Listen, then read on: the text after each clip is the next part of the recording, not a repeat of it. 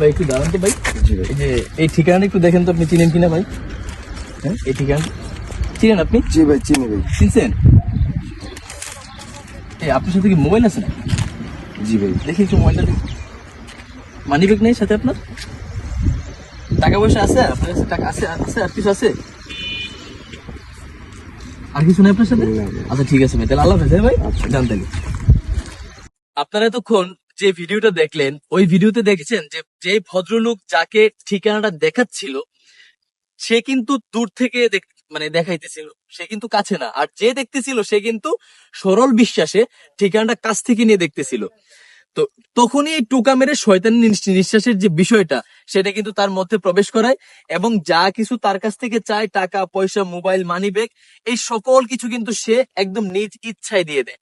তো আপনারা রাস্তায় বের হলে চেষ্টা করবেন মাস্ক ব্যবহার করার, আর নতুবা যদি এরকম কোনো সিচুয়েশনে কখনো কেউ পড়েন, তাহলে সর্বোচ্চ চেষ্টা করবেন যতটুকু দূরে রেখে ঠিকানাটা দেখা যায়। কারণ এখন কিন্তু এটাই একটা ছিনতাইকারীদের বড় ধরনের প্রতারণার ফাঁদ। সকলকে ধন্যবাদ। আসসালামু আলাইকুম।